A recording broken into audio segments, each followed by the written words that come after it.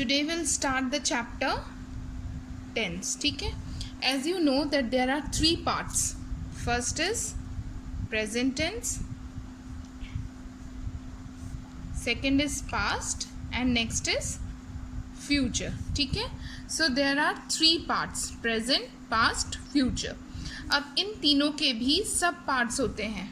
Present tense में simple present, then present continuous, then present perfect and then perfect continuous.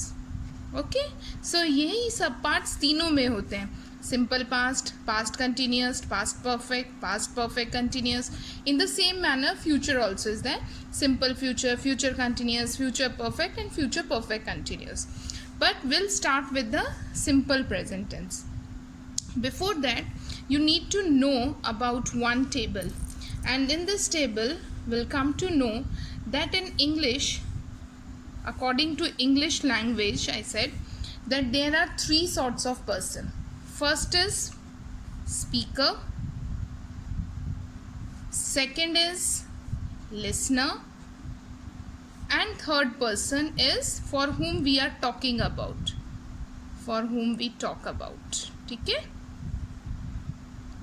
एक तो होता है स्पीकर जो बोलता है, दूसरा क्या होता है लिसनर जो सुनता है, और तीसरा वो होता है जिसके बारे में हम बात करते हैं.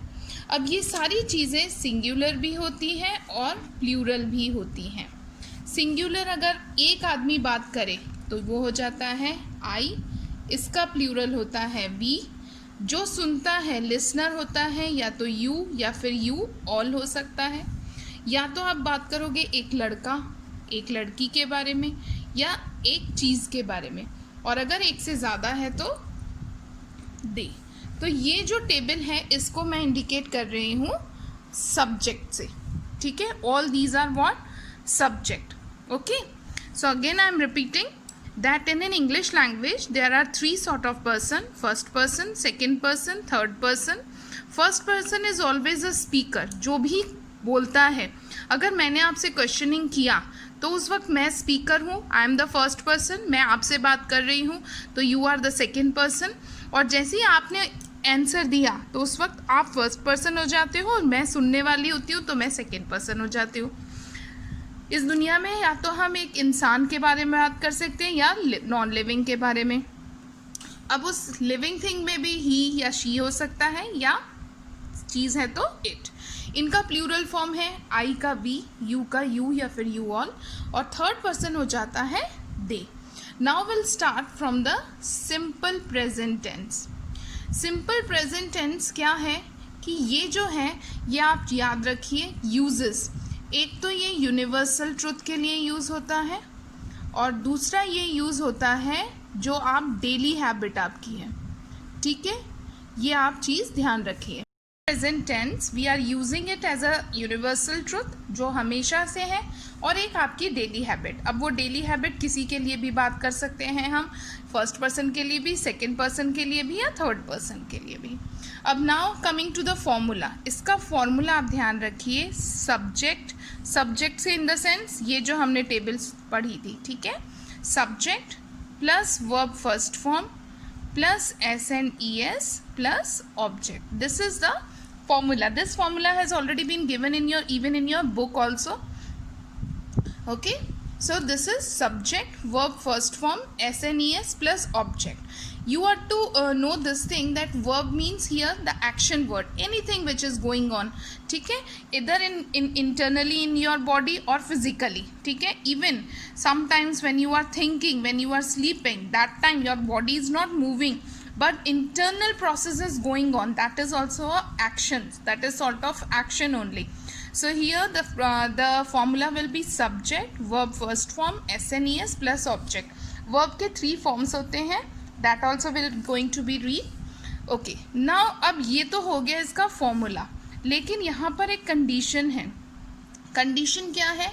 That whenever we are talking about third person singular, ठीक है, तो उस वक्त हम SNES will be added in first verb.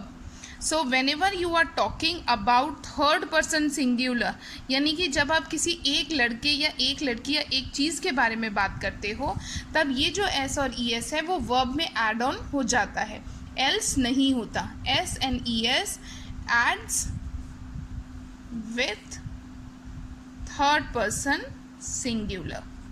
ठीक है. फॉर एग्जाम्पल,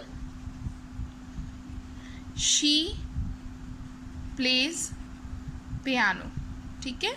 अब यहाँ पर शी मैं भी नहीं हूँ, आप भी नहीं हो, मैं किसी शी की बात कर रही हूँ. अब ये शी हो सकता है रश्मित हो, अब ये शी हो सकता है कोई राहुल हो. ठीक है, क्योंकि ना मैं हूँ, न बोलने वाला है, न सुनने वाला है, कोई थर्ड पर्सन की हम बात कर रहे हैं. तो क्योंकि रश्मित या राहुल जो है वो थर्ड पर्सन है, तो यहाँ पर प्ले PLAY प्लस एस हमने जोड़ दिया है, विच मेक्स प्लेज पियानो. ठीक है. She plays piano. ठीक है. अदरवाइज अगर हम इस थर्ड पर्सन सिंगुलर के अलावा अगर हम बनाते हैं तो हम नॉर्मल लिखते हैं, we play football, you write a letter, कुछ भी. ठीक है. लेकिन यहाँ पर आप नोट करेंगे कि एस या ई एस का ऐड हम नहीं कर रहे हैं, क्योंकि यहाँ पर जो हमारा सब्जेक्ट है वो या तो फर्स्ट पर्सन है या सेकंड पर्सन है, और अगर थर्ड पर्सन है तो दे प्ले वेल, यानी कि थर्ड पर्सन प्लूरल है. जब आप थर्ड पर्सन सिंगुलर की बात करेंगे तभी वर्ब में एस या ई एस एड ऑन होगा, एल्स नहीं होगा. So this is the formula of simple present tense. Now coming to the next is your how to frame it in a negative or interrogative. आप इसको negative या interrogative में कैसे turn कर सकते हो. So do, does और did ये आपने पढ़ा है, sorry do, did, done, do, did और done. तो हम यहाँ पर इस do का यूज़ करेंगे. ठीक है. डू का हम यूज़ करेंगे.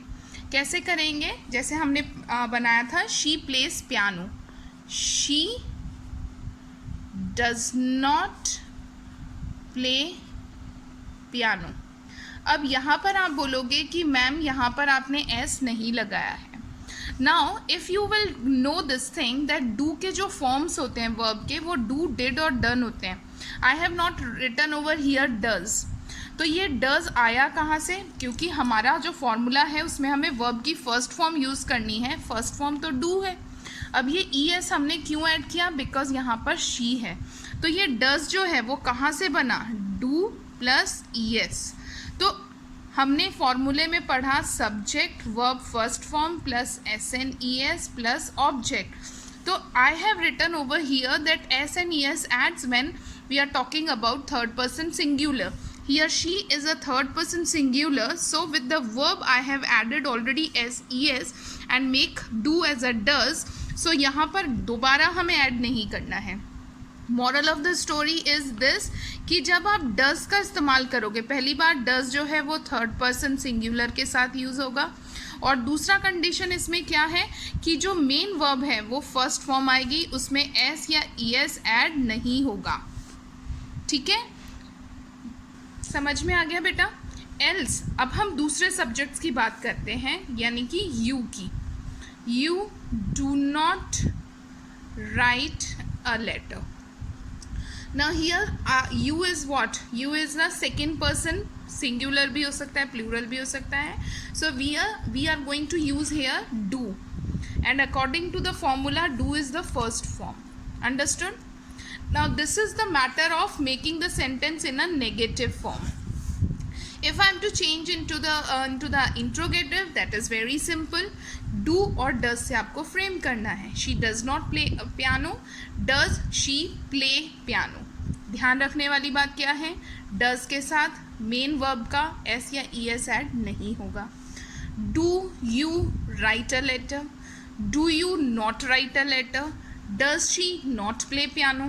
So am I clear with this?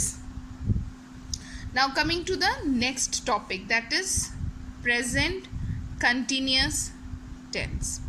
Present continuous tense, सबसे पहले आप uses देखिए. यूज़ क्या है इसका कि whenever the action is going on, action has not been stopped, ये going on हो रहा है at the present time, that time we are using this tense, that is present continuous tense. कोई भी आपका एक्शन जो है वो कंटिन्यू में हो रहा है प्रेजेंट में, that time you are using this. Formula is very damn easy, that is subject plus is, am, are plus verb first form plus ing and plus object. Okay, now here subject तो आपको पता ही है जो हमने अभी table पढ़ा था, is, am और are. is जो है वो थर्ड पर्सन सिंगुलर के लिए, am जो है वो I के साथ, that is फर्स्ट पर्सन, और are जो है वो rest of the person. For example, he is writing a novel. ठीक है. I am taking class. We are going to library. So these are the sort of sentences. अब is, am, are क्या है? एक helping verbs है, ठीक है, जिसको आप auxiliary verb के नाम से भी जानते हो. तो कभी आपने सोचा, have you ever imagine that why we are calling is, am, are, was, were, has, have, had, will, shall, why we are calling them helping verb? Now that is the reason, I suppose, this is my only thinking, that why all these sort of verbs are known as helping verb, because they help us to frame the statement into negative and the interrogative form. How? He is writing a novel. अगर मुझे simple इसको negative बनाना है तो what I gonna do, इसके बाद मैं not लगा दूंगी. He is not writing a novel. If I am to frame it in interrogative, simple, is he writing a novel. इस चीज़ में आपको एक चीज़ ध्यान रखना है कि many times it happens that because here we are writing is he, बच्चे क्या करते हैं, वापस is writing a novel लिख देते हैं. तो in a one sentence you are not supposed to use is 2 times. ठीक है, we have to use only it one time and beginning of the sentence. Is he writing a novel? Am I taking class? Are we going to library? And this way you can frame the interrogative part. Now making of interrogative part is of 2 types, which right now which is not in your syllabus. हम बाद में पढ़ेंगे कि WH words are also there. एक होता है आप auxiliary से बनाते हैं, फ्रेम करते हैं इंट्रोगेटिव. एक होता है WH, जैसे वाई है, वॉट है, हाउ है ना, बाय हुम है. इनसे भी हम इंट्रोगेटिव बनाते हैं without making any changes in the tense. But this part is not in your syllabus, so I am not describing it. But even then you can remember this thing कि आप क्या ध्यान रखोगे कि जो आपका यहाँ पर हेल्पिंग वर्ब है उससे you can easily frame out. So by this we have ended with the 2 tenses, that is simple present and present continuous. ठीक है, okay, bye bye, thank you, take care.